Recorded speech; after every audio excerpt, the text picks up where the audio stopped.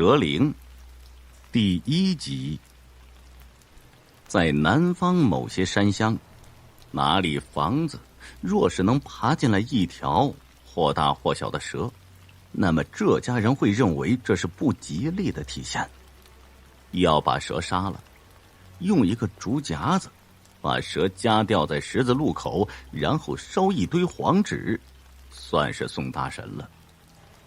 路人从蛇边走过时也会离得远远的，怕被这邪祟跟了身。待过一夜，这蛇的尸体不见了，只留下一个空空的竹夹子插在路旁。有人说这蛇尸被苍蝇兽给舔了，也有人说这蛇有灵化身而去。有一年的夏天，我去粤北山区采风，便亲身遭遇过大蛇入屋这等怪事儿。那是一个四面环山的小山村，村里就6、7户人家，周围竹林葱郁，野花遍开，小溪在林间时出时入，山石间的小块地田，或种玉米，或种水稻。站在山腰大石板上向下望去，这隐藏在一大片绿意中的小山村，还真像避秦时乱世而入此绝境的世外桃源了。见我背着翻山包，脖子上挂着摄像机，突然出现在村头的草丛里，村民却也不太惊奇，只是微笑地站在家门口看着。当是哪个幸运的家伙有远方亲戚入山了。村头一秃头老汉正在院子里铺晒不知名的山货。我打了招呼要靠近院门，院落突然窜出2只大黄狗，呼啸着向我扑了过来。老汉大喝一声，扔出扫帚打在狗尾上，2条已经跑到我跟前的大狗硬是刹住了脚步，只是呜呜的低头叫着，回头看着老汉。老汉来到跟前，皱着脸面歉意道：“哎呀，家里人丁少，只得养了大狗作伴，没吓到你吧？”差点屁滚尿流的我，只得勉强咧出笑意说道：“不碍事，不碍事，只是我想逗留此地采采山乡美景，向您家里借宿几天，不知方便与否？”见老汉闭口犹豫，不做回应，我立刻又说：“当然了，这白吃白住也怪不好意思，我会按照您的要求付柴米钱。”老汉大眼一睁，怒道：“山乡虽穷，还会差你几顿柴米呀？只是这山乡野村屋漏虫多，若是个大半夜你少见多怪，吓出了神也不好了。我呢，自小在农村长大，还会像小脚女人一样害怕昆虫山兽。”老汉见我诸多理由执意要住下，也就不再多言，腾出一间偏房让我住下。老汉说：“小儿外出打工，1年也就春节回来一次，这房间空了许久，有些老鼠蜘蛛活动，不用害怕，你就将就着住吧。”看着这充满古朴气息的小瓦房，我把背包往小木床上一放，自是一番感谢。当晚，只有我与老汉2人在厅堂里吃着青菜蛋汤晚饭。我抬头看了看，房子里也没见到其他人的影子，看来这60多岁的粗眉老汉是独居了。老汉从陈旧的木箱柜里摸出一瓶浊白的土酿米酒，2人坐在灯光下，边喝酒边畅聊了一会儿山里山外的见闻。几碗米酒下肚，老汉便聊得红热着脸，聊得兴起，把筷子往桌子上重重一放，都手指指着门外：“那儿子1年到头没见个人，那短命的老伴儿又死得早，膝下也没有个接香火的儿孙，村里那些娘们儿都笑话我没人照顾。至于狗作伴的鳏寡无宝，但是我鳏寡嘛，他们哪里知道我那老伴儿夜夜回门，只是白天不出来见人罢了。儿子过年，有时过年也会回来，这家里还没散呢，我高兴着嘞。我只当是老汉喝醉了，开始胡言乱语。这独居的老人不容易呀。看到老人开始晕头转向，漫无边际的骂咧着，我赶紧安抚一番，扶他回到房间休息。刚扶他睡入黑漆漆的帐中，我便发现他的床前地上放着一个宽而长的木盒，乍一看还以为是开了棺的棺材，只是这盒子比棺材矮了许多，里面铺着厚实的棉花。我顿感惊奇，不知这木盒是作何用处。老人此时喝醉，我也不便多问，只得回房关了木门，游览一会儿白天所拍的影像，眼皮越来越重。深夜清凉，我便铺开有些霉味的被子就睡去了。睡至半夜，迷迷糊糊中感觉屋角有东西在窸窸窣窣的活动着，我只当是老鼠出门觅食，便又心安的睡去。不一会儿，门栓被扣动，吱呀的一声，门被打开来一角，月光铺洒而进，房间顿时一片淡淡的惨白。我大吃一惊，从床上立刻坐了起来，望向打开的门缝，轻声问道：“老伯，是你吗？”门外一片死寂。我正要起身把门关好，却蓦地发现门角处竟然不知何时站了一个人，一个在月光中黑漆漆的人影。好了，亲爱的听众朋友们，本集到这里就播讲完毕了，千万别走开，下集更精彩。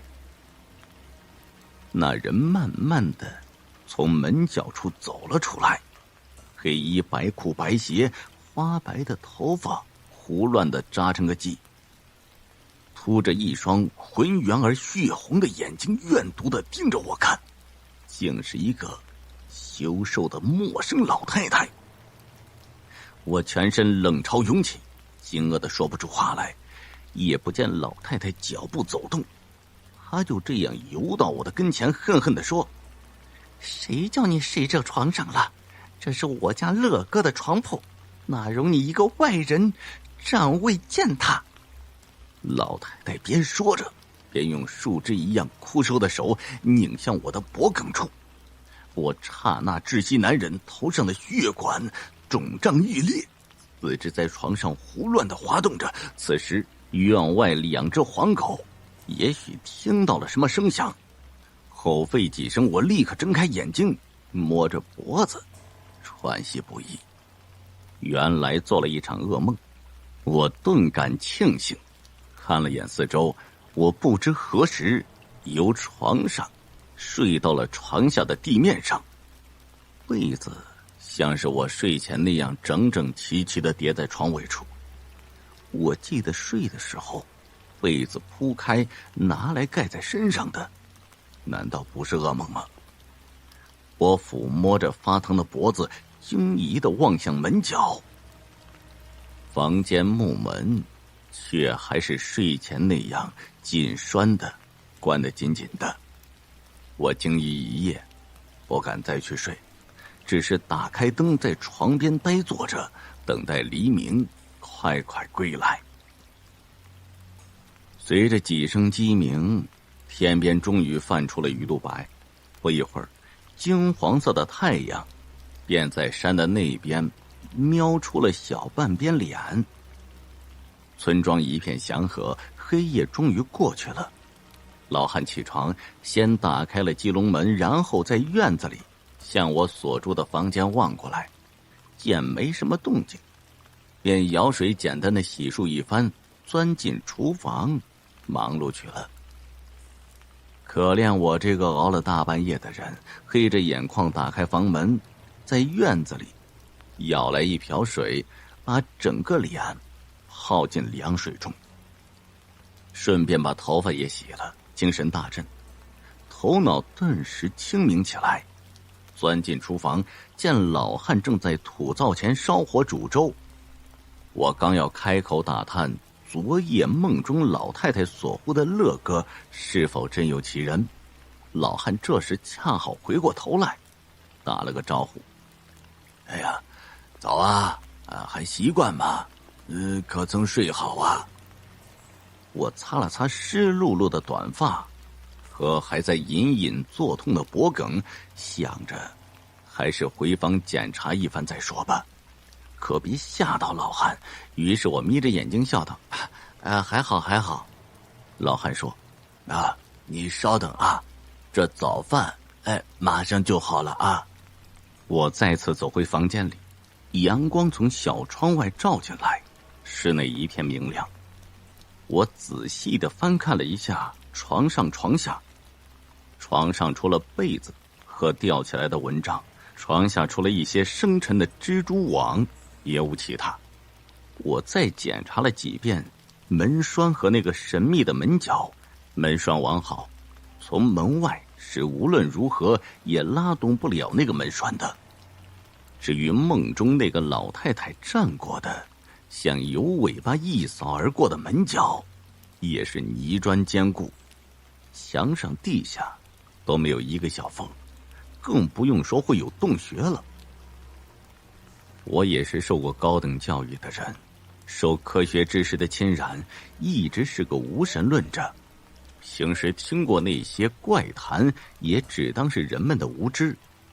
但昨夜的噩梦却如此真实，老太的样子，甚至乐哥一词，我都记得如此清晰。我又怎么会在睡梦中掉落到地上而全然无知觉呢？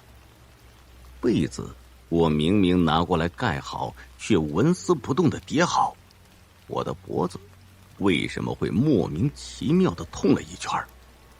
此时我不得不怀疑了，也许大自然中还真有一些东西是不能用科学所解释的。早餐是咸蛋白粥，我刚坐定，老汉突然惊叫一声：“别动！”然后他走近细细地看了一下我脖子，就问道：“怎么有一个像是被人掐过的黑圈儿？你没事吧？”我笑了笑说道：“不碍事不碍事的，就是睡相不好，昨晚还掉落床下了。”老汉突然沉下脸来，认真地问道：“昨晚真的没有别的事情？”我迟疑了一下，皱着眉头说道：“确实做了一个噩梦啊。对了，我向您打探一个名字，不知道你知道不知道？”老汉盯着我，我慢慢道出了那个梦中异常清晰的名字：乐哥。我声音不大，老汉一听却是全身一震，缓缓放下了碗筷，一言不发地呆坐着。见此情形，我吓了一跳，正手足无措。老汉似是梦中一语道：“那是我儿子，对，我那死去的儿子。”我又是一惊。我把昨夜所梦到的梦原原本本告诉了老汉。这个秃头粗眉老汉又失落了好一阵儿，呆坐着喃喃地说道：“那是我老伴儿，我就担心他会这样，可我实在是太孤独了，好不容易有个生人来借住，陪着说说话儿，也是极高兴的。”那老女人也忒小气了。他低垂着眼，满是忧伤，像是瞬间老去，哪里还有昨日那一声喝停两只大狗的神气？我难以置信地瞪大了眼睛。一个完全陌生的老太竟会无缘无故地进入我的梦中，而且这人在这个物质世界确实存在过。老汉抬头看我一脸惊愕与惘然，便在回忆中缓缓道出了事情的缘由。早些年，这间屋子原是3口之家，虽不富裕，却也其乐融融。老汉与那老伴儿是山里地地道道的农民，2人30来岁才育得一子，由于育龄较高，2人再也没有第2个孩子。对这独子，夫妻俩自然也是疼爱有加，把他看作生命中唯一的意义。有子便和乐，所以给独子取名乐哥。这乐哥也是争气，人长得高大帅气，在2夫妻省吃俭用、上下举债的全力支持下，经过12年苦读，竟一口气考上了省城重点大学。全村顿时奔走相告，搓手扶炭，以乐哥为荣，把他看作山里飞出去的金凤凰。那时村中的妇人打骂自家孩子不听话时，都会哀叹一句：我怎么没能生出隔壁乐哥一样的孩子呢？老汉夫妇俩看在眼里，乐在心里，就像人生的第2春仿佛要来临一样。乐哥大2暑假那年，竟带了一个白嫩水灵、长发相依的大姑娘回来，而且是家住省城里的同班女同学，这可不得了了。山村立刻炸开了锅，村里上到7、80的老人，下到2、3岁的初步幼童，全都排队挤满在老汉小小的院子里，只为有意无意的瞄那省城的姑娘一眼。特别是村中30过头尚未娶妻的浪荡男人，立时后悔没有好好读书了。想不到读书竟还有这等绝大的好处。而那些已经结了婚的老男人，回家看看自家枕边人，硬是悔青了肠子，一夜无眠。于是村中的妇人打骂自家那不听话的孩子时，会多加一句：你这土样，不好好读书，将来怎么像邻家乐哥一样带个像样的女人回来？刚扒完1碗饭，还穿着开裆裤的小孩也就从此立志要努力读书了，长大也要娶个那样的女人。老汉这夫妇俩自是乐开花了，生活熬得再苦也值了，硬是把家里的几个母鸡给杀了，再把邻居特意送过来的几把山外的红枣放下，炖成了老火靓汤，叫儿子无论如何一定要留下这山外飞来的金凤凰。那一段日子里，老汉家里天天似摆喜宴一样，但现实是残酷的。许是那城里女子看见了山里的清苦，心中鄙夷，暑假回去以后，竟开始慢慢的疏远了乐哥。乐哥千般追问，那女子只说等我毕业以后，爸妈想我留在身边，在省城里找个可以依靠的人嫁了。言下之意已经明了，这个背后只有茫茫大山的男孩子终究是不能依靠的。或者说，在这个生存竞争如此激烈的社会里，这个男孩子背后除了有山，一无所依。日后难以起步腾达，乐哥无话可说。对于家乡的大山，他爱得深沉，此时却又恨得无奈。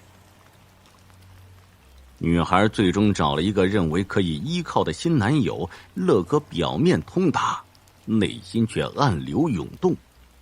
终于在一个暗夜里，心中的魔鬼释放，把女孩的新男友捅成重伤，于是悲剧便开始了。乐哥被开除了，老汉一家举重债赔款伤者，全家万劫不复，全村一片惊讶叹息。能借的借钱，不能借钱的也过来安慰这悲惨的一家。老汉从此严肃沉闷，而老伴儿则夜夜哀伤流泪，捶胸痛惜。而乐哥从此把自己关进了偏房里，日夜无声。李亚夫妇虽然心中滴血，但一想伤者家最终因老汉跪地求情没有起诉，乐哥不必大坐牢狱，人还是自由的。是自由的，便还可能大有出息，这是不幸中的万幸啊！于是老伴收起心，做好吃的，每天过偏房好言安慰。某天早上，乐哥收拾好行李，把房间收拾得整整齐齐的，平时不叠的被子他也把被子叠好了，放在床尾，吊起蚊帐，把胡子刮净，一改连日的邋遢的样子，说是在家闷得慌，不如外出打工，替家里还欠下的巨大债务也好。李亚夫妇一听大喜，儿子终于从痛苦中走了出来，走出来便有重生的希望。儿子与其在家里遭受相邻异样的眼神，闷出心病来，不如外出打拼，重新找到人生的希望。李亚夫妇正要出门借来路费，乐哥也露出了连日来不曾有过的微笑，说道：“不用了，我上个月在同学那里借了几百块，一直还没有花掉嘞，够我挺一阵子了。”说完，提着行李便迈出了家门了。李亚夫妇确实再也借不到钱了，只得将信将疑的装了一篓子鸡蛋和白米放进孩子的行李袋里，关切无限的把孩子送到了山外的车站。那个他曾经上大学的起点站，乐哥正要上车，忽然回过头来，含泪对父母说：“我走了，爸妈，您俩保重，我给您俩老丢脸了。”老汉瞬间心痛难语，老伴儿语重心长，流着长泪，颤动着嘴唇，颤抖着说：“儿啊，在外头若是吃苦，就回来啊，袋子里有米有蛋，别饿着了。咱在山里养猪养鸡也能还债，家里也还能养活你。”不等细细叮嘱，乐哥已经挥泪远去了。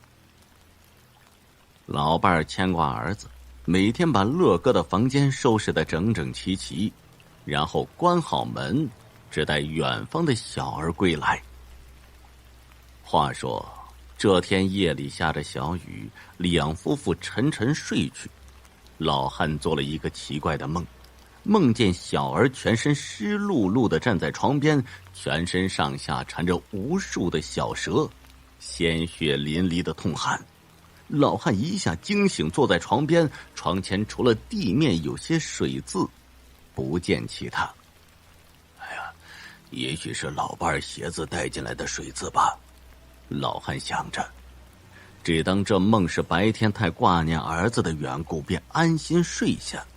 不一会儿，老汉迷迷糊糊中感到枕头下有异样，睡得不舒服，便睡眼朦胧的用手去摸，好像盘有一根湿漉滑腻的东西。老汉啊的一声惊叫起来，立刻下床打开灯。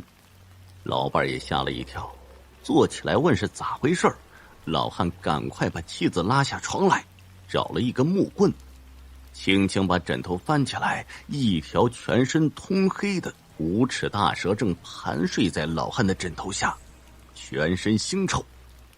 两人俱是大惊，老汉想起梦中儿子被蛇缠绕的惨状，心里不由得发慌。这蛇入屋便是不祥的预兆，需要杀了转运，愿我儿在远方安然无事。老汉心想着，心头虽然慌得紧，依然鼓着气找来更大的扁担，向蛇头用力地打了下去。这蛇也不做反抗，只扭着身子抽搐一番，便软软的死去了。待到天明，两人做了一个竹夹子，把蛇的尸体夹在十字路口，烧了黄纸完事。两人从早上开始，心头便莫名的不安起来，心慌得紧，早饭也吃得无味。待到将近中午，村中一个常在山里放牛的黑脸汉子突然跑回来，惊慌失措地喊：“哎，不好不好，山里死人了！”众村民大惊，都围过来问询。放牛汉子说：“哎呀，断崖谷我也是好久没去了，不想今天早上和邻村几个汉子刚把牛赶过去，便远远的闻到了一股尸臭味儿，我们还以为是哪家的死猪死牛扔了，去觅1-2根牛角也好。那待走近了，却看到一个全身腐烂的人尸，只剩黑衬衣黑布鞋还认得。”老汉一听，联想到昨夜的噩梦，心中更慌了。但转念一想，我家乐哥已经外出，不可能在山上啊。于是又稍作放心，要那放牛汉子带众人上山认尸。汉子虽觉得晦气，却也不推辞，便把村民带入了断崖来。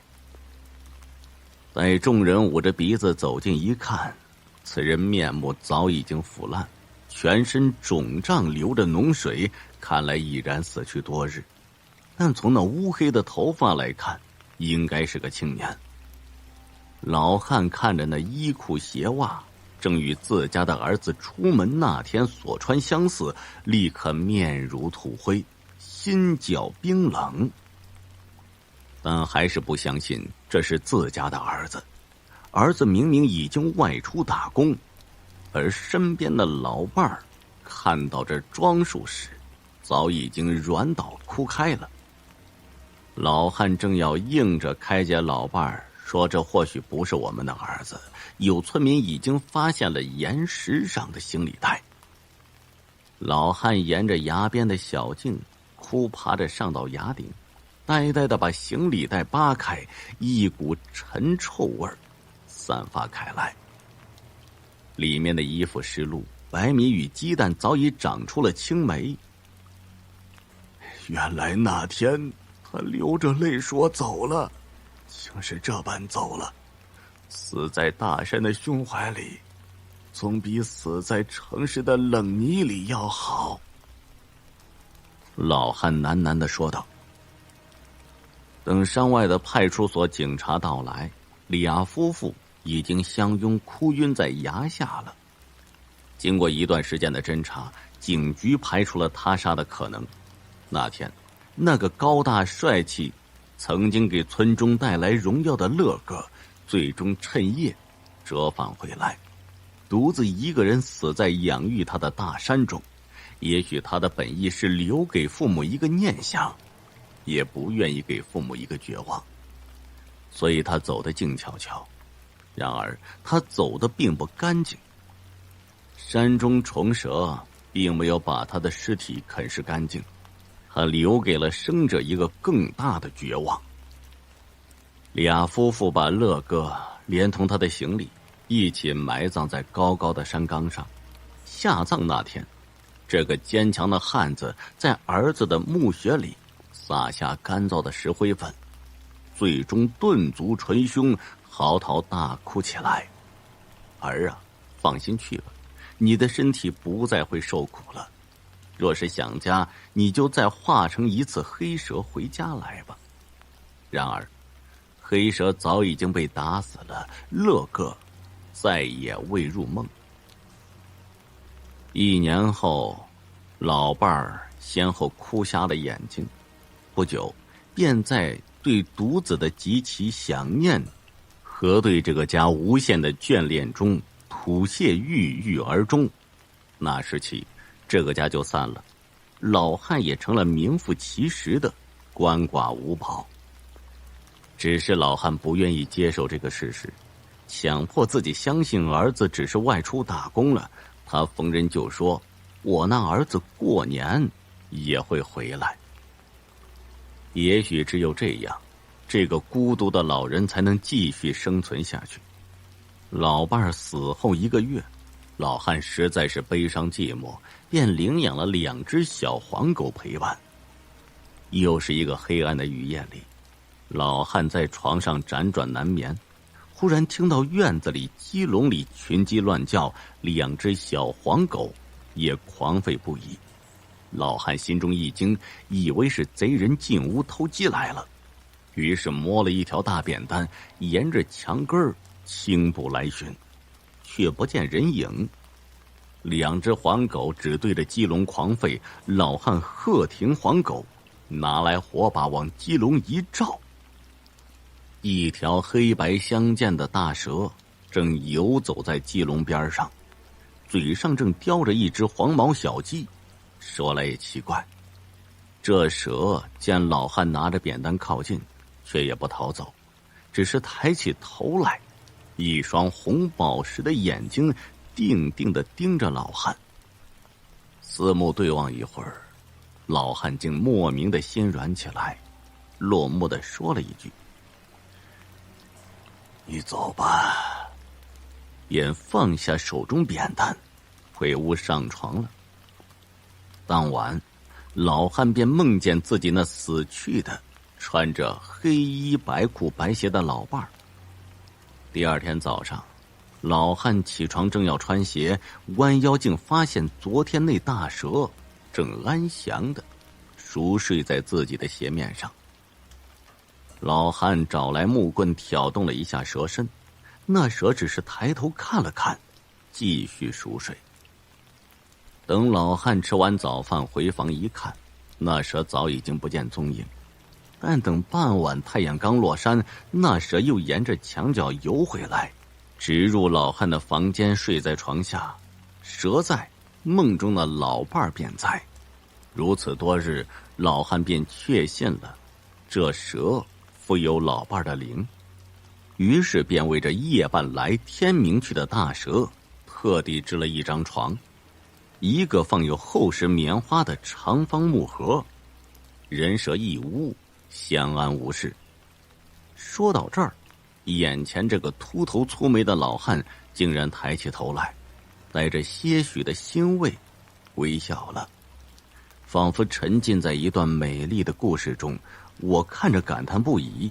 他说：“哎呀，那偏房原是独子所住，我那死去的老伴儿生前甚是爱惜，见生人入住，所以怪我大意了。只是想着有个生人暂住下来，陪我说说话也是好的，竟忘了那夜来入屋的蛇，请您莫怪。有没有其他多余的房间了？看来这屋你是住不下去了，真是千百个抱歉。”其实不待他说，我也要搬走了。我本来好奇万分，想再见见那黑白相间的大蛇，奈何此时正是中午。于是我说：“我能帮那大蛇所睡的木盒拍个照吗？”老汉一口拒绝：“别，万一他不喜欢怎么办？”我本来还想提醒那老汉，那蛇可能只是一条习惯了入屋的毒蛇呢，小心被咬。可话到嘴边，又觉得没必要了。临别，这老汉坚决拒绝了我给他的费用，转身走入阴凉的小泥房，只留下一个落寞的背影和2只守护院门的大黄狗。我把相机一按，定格了这一幕，算是采来的也一番风景吧。晴天。唐爱国，上世纪50年代生人，上世纪60年代后期插队落户到了浙江某山区的小县城农村。唐爱国那时候还是个17、18的小伙子，因为一直在城市里长大，从没干过农村活，结果在下地的时候一不小心用锄头把自己的脚给挖伤了。村里只有点红药水给他涂了一点之后一直没好。这生产队长的倒是厚道人，便让他去给队里放羊，兼顾养伤。生产队里只养了5、6只羊，唐爱国只需要把羊带出去，拴在有草的地方就行。可话虽如此，此时已入深秋，草都黄了大半。这一天，唐爱国看书入神，不妨有一头羊挣开了绳索，向远处跑。唐爱国见此大急，可他脚上有伤，只能一瘸一拐地追着。眼看离那只羊越来越远，正焦急万分，一个背着筐打猪草的老头正巧路过，帮他把羊给抓了回来。唐爱国谢了他一句，那老头却显得很是感激，见唐爱国脚上有伤，便采了些草药递给他，说了几句。这老头一口方言，很是难懂，不过大致还是能听懂的。是说让唐爱国煮水泡泡脚的意思。这时正好送饭的过来了，远远的吆喝道：“老地主，干什么呢？”那老头闻声呢，就赶忙走开了。这唐爱国很是诧异，就问：“这老头真是地主啊？”送饭的说：“自然不假。”原来这老头当年还是当地的最大的富户，家里有100来亩地呢。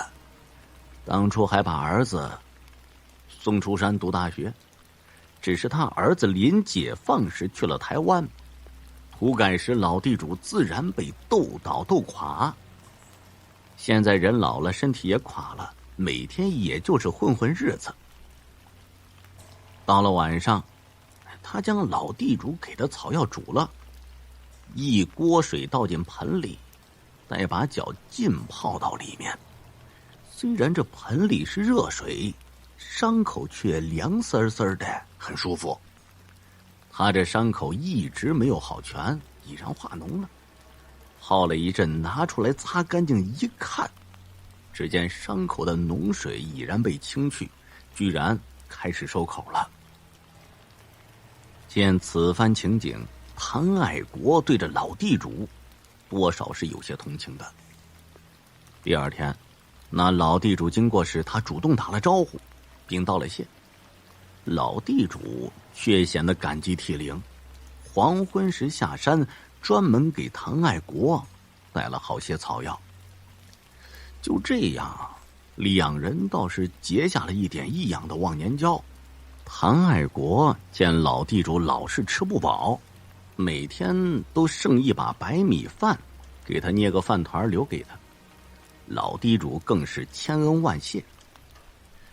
这过了有1个来月，天气渐渐转凉，山坡上的草也慢慢枯了。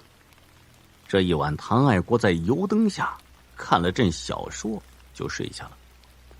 忽然他被一阵声嘶力竭的羊叫声吵醒，他吓了一跳，生怕是山里的狼跑来叼羊了，正要翻身起来操根棍子去羊圈看看，这羊叫声却突然就停住了。这个时候已经是深秋了，后半夜夜夜凉如水。唐爱兵实在不想去，见羊不叫了，倒头就睡了。第二天天一亮，他又将羊赶出去吃草，一进羊圈，心凉了半截儿。只见羊圈里头有一头羊倒在地上，伸手摸了摸，竟是硬邦邦，早就死了。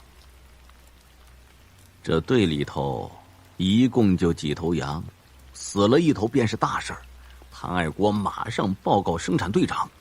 生产队长听了这事也是大吃一惊，过来查看，却见那羊死得很是怪异，这身上没有什么大的伤口，只有几个小眼儿，但是一身羊血全都没了。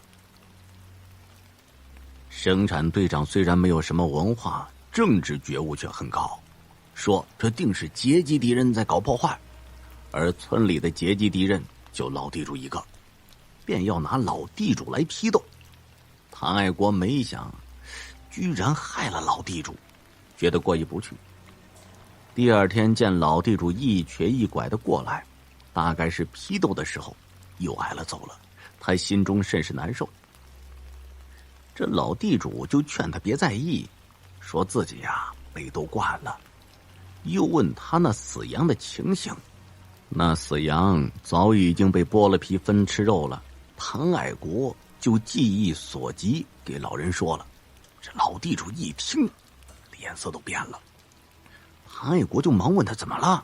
老地主说山里有种怪物叫晴天，这种怪物长得和人一样，还穿了件长衫，专门吸食牲畜的血，而且身体会裂成两截。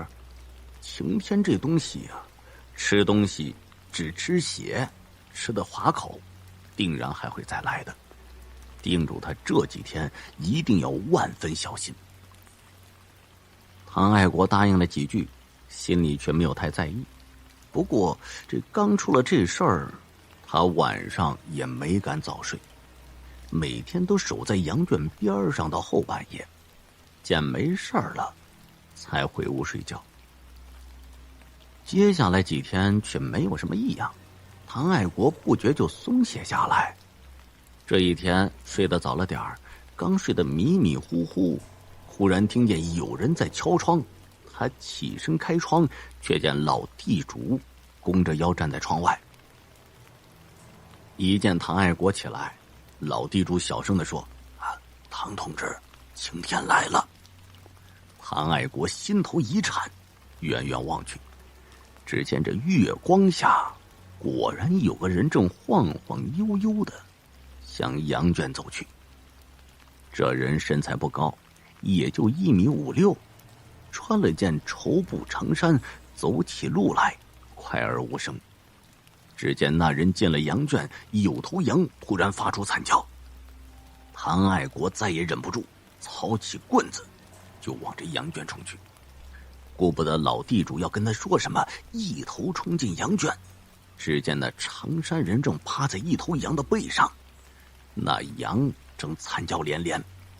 唐爱国大叫一声，一棍子下去，眼见棍子砸到那个长衫人的背上，长衫人忽然这拦腰断成两截。这时唐爱国才看清楚，竟是2只巨大的虫子。看上去和绸布长衫一样的，原来是虫子的翅膀。这2只虫子一受惊吓，从羊身上爬下来，却爬向了唐爱国。这唐爱国当时吓得2腿都已经软了，眼见那虫子扑到他跟前，伸出一根又长又尖的管，要插进他的身体里。这时候他身后突然撒了一团稻草灰过来，那2只虫子被吓得飞快地爬走，爬了有5-6米远，忽地连在一起，直直站起身来，活脱脱的又成了个穿长衫人的模样，极快地向山里跑去。这唐爱国吓出了一身冷汗，也不敢去追。救了他的正是老地主，老地主跑得没有唐爱国快，这时才跑到他的跟前。唐爱国问老地主这是什么东西，老地主叹了口气，说这个就是晴天。本来他已经准备好了，用草药掺杂在稻草灰里，可以把晴天捉住，以绝后患。可惜唐爱国太性急了点儿，好在晴天吃过这个亏，应该不来赶西洋血了。经过此事，唐爱国吓得生了病，倒因祸得福，被送回县城里了。恢复高考以后，唐爱国一举考上了大学生物系。当时插队的时候，这件事儿一直是他梦中挥之不去的噩梦。直到学到昆虫拟态这一章的时候，唐爱国恍然大悟，心想这个晴天恐怕就是山里的某种奇异的昆虫。昆虫模拟的大多数是鸟类、蛇类，这种晴天却模拟人类，实在是闻则未闻。而晴天这个名字很可能是《山海经》中提到的刑天一阴之传。他学成以后重回那个村庄一次，这回确实想捉到那个晴天的标本，但到了地方才知道老地主已经过世好些年了，而那晴天确实不再曾出现过。一碗倒头饭。在一个地处偏远的农村，村里还沿用着土葬的习俗，历代传下来，操办死者身后事儿有着诸多的禁忌和规矩。下面这个故事中讲到的倒头饭，这是其中之一。这一年的冬天特别冷，白雪皑皑，把小山村映得格外的清冷与寂寥。突然一声嘶吼声打破了村子的宁静。你这个老不死的，都这副德行了还穷讲究！刺耳的骂声在村子里让人听着无不动容。大家都清楚，这一定是杨阿婆的不孝媳妇儿又发飙了。这个杨阿婆年轻的时候，在这不大的小村子里也算得上是一个女强人了。她丈夫在儿子李瑞不到3岁的时候就死了，杨阿婆为了儿子拒绝了很多提亲，一个人辛辛苦苦的把儿子养大。可能是因为一直生活在杨阿婆的过度庇护之下，李瑞成年后的性格显得有些懦弱。没成家之前都是听从杨阿婆来操持家里的事儿，虽然不富有，但家里也是让杨阿婆打理的井井有条。后来李瑞成了家，媳妇的性格自私且强势，成家没多久就拿下了家里的财政大权，就开始在家里作威作福，目无尊长。李瑞看在眼里，却不敢吱声。要强的杨阿婆只能叹息。那时候杨阿婆的身体还算硬朗，为了避免跟儿媳妇起冲突，不让儿子在中间为难，60多岁的杨阿婆独自搬到了一个荒废很久的老房子里住。虽然说房子老旧，但没几天就让杨阿婆收拾得干干净净。杨阿婆爱干净，在村子里是出了名的。婆媳就这样分开过了几年，倒也相安无事。事情就出在有一年冬天的时候，杨阿婆去村边山上捡柴，以备下雪的时候来烤火。没想到杨阿婆从山上摔了下来，后来被村民路过时才发现。村民急忙叫来了李瑞，李瑞就把杨阿婆送到了医院去了。检查过程中竟然意外地发现老人得了癌症，已经是晚期了，时日无多。李瑞的媳妇儿听言，又让阿婆出院，说是回家去养着。大家心里都清楚，他这是不想在老人身上多花钱了。杨阿婆回到了家里，李瑞的媳妇儿把杨阿婆安置在一个空厢房里，厢房里冷冷清清，让人看了心寒。李瑞想拿床新被子给杨阿婆，却被媳妇儿的白眼给吓退回去。无奈之下，只能给阿婆盖上从老房子里拿来的被褥。阿婆因身上有伤，又得不到很好的照顾，病情很快恶化，基本上每天只能靠着流食维持着。杨阿婆在床上生活不能自理，铺盖上难免会弄脏，但她的意识还是很清醒的。干净了一辈子的杨阿婆实在是不想这样，于是就想让儿子和儿媳妇儿把脏了的被褥给洗洗干净，但却招来儿媳妇儿的一顿训斥。看着自己无法动弹的身体，杨阿婆是老泪纵横。她心知自己时日无多，她只不过想走得干净些、体面些。可就是这样小小的心愿，怕是做不到了。那天一早，杨阿婆的精神好像一下子好了很多，还能坐起来。她叫来李瑞，说已经很久没吃过米饭了，想吃一碗米饭。毕竟是自己的母亲，李瑞马上端来一碗米饭过来，匆忙间竟然忘拿了筷子，正准备去拿的时候，媳妇儿竟叫他去做事，这一打岔就把给母亲拿筷子的事儿就给忘了。杨阿婆等了一会儿，不见儿子拿筷子来，于是叫了一声，门帘掀起，站在门口的却是李瑞媳妇儿。杨阿婆说让拿双筷子来，李瑞媳妇儿听了就嘶吼道：“你这个老不死的，都这副德行了，还穷讲究！”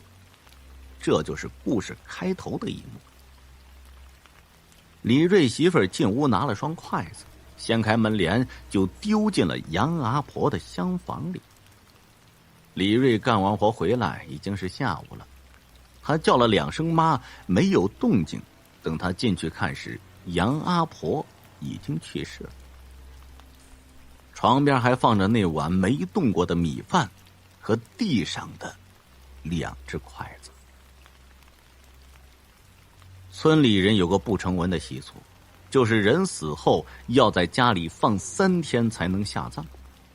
家人要准备一碗夹生的饭，插上一双筷子，这就是倒头饭，意喻在人间的日子已经结束，到头的意思。倒头饭是让死者去黄泉路上能吃饱，而筷子还是有另一个意思的，就是当作打狗棍。传说在黄泉路上会有恶狗或恶鬼来欺，这筷子不光用来吃倒头饭，还可以用来驱赶这些东西。杨阿婆被停放在她生前住的那个厢房里。村里人虽然看不惯李瑞2口子的作为，但杨阿婆为人不错，所以她的后事也有不少村民来帮忙祭奠。有上了年纪的人就指挥着一些习俗上的事情。李瑞媳妇儿准备好了倒头饭，有人说让她插上筷子放到杨阿婆的头前。李瑞媳妇儿从心里不乐意，她有点害怕停放在厢房里的杨阿婆，离得很远就侧着头把那碗饭给放到了头前的小桌上，然后急忙转身离开了。连有一只筷子没插好掉了，她都没注意。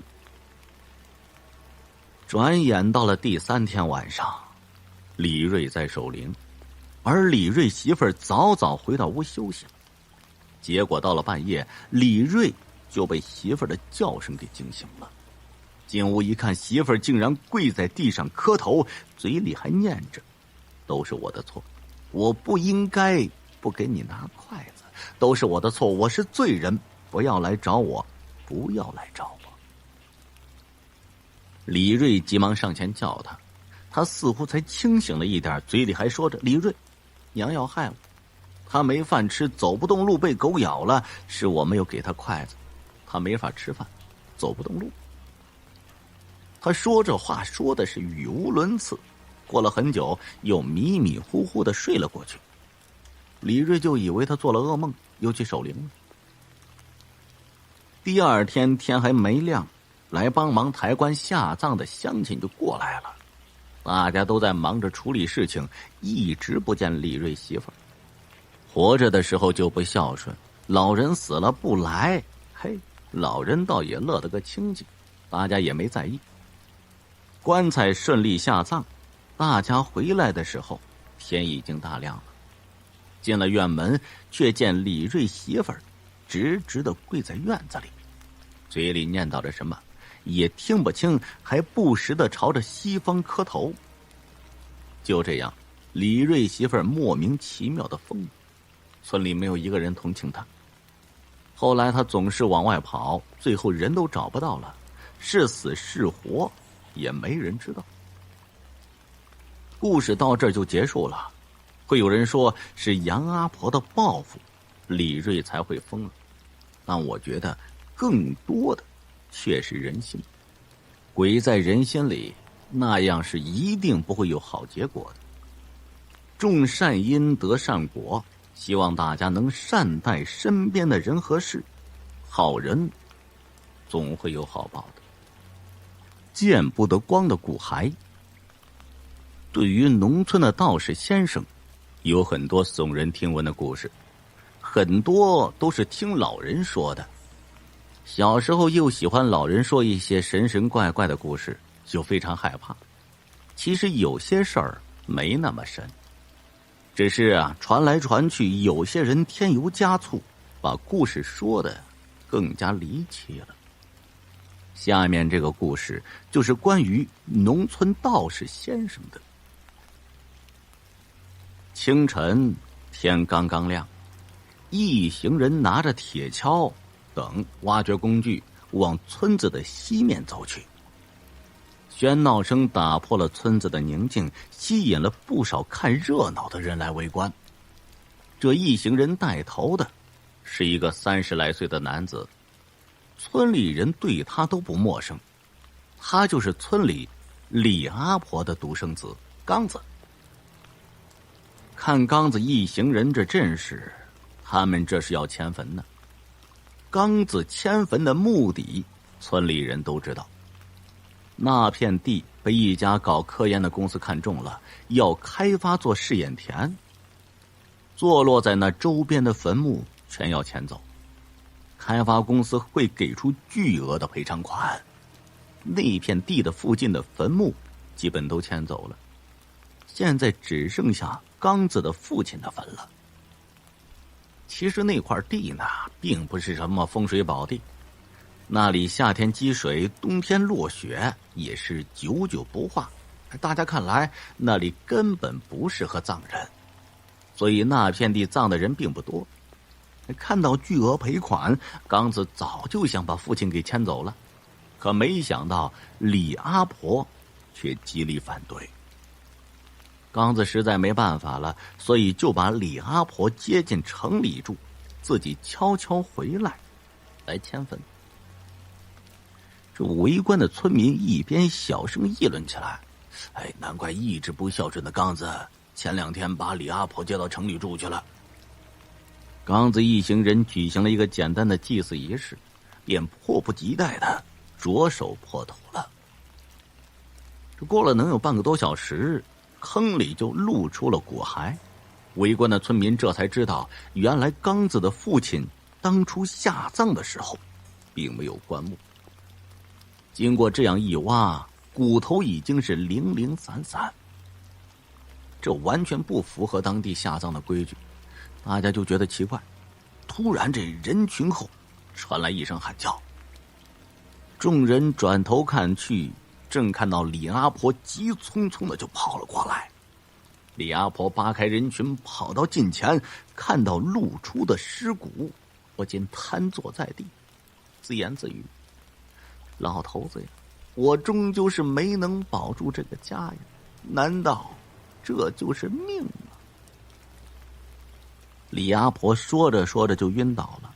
刚子这下慌了，一边叫人捡起他父亲的骨骸，一边忙着把李阿婆送回了家。村里的土医生看了一下李阿婆的情况，说没大事，只是一时急火攻心，休息一下就好了。没过多长时间，李阿婆就醒了过来。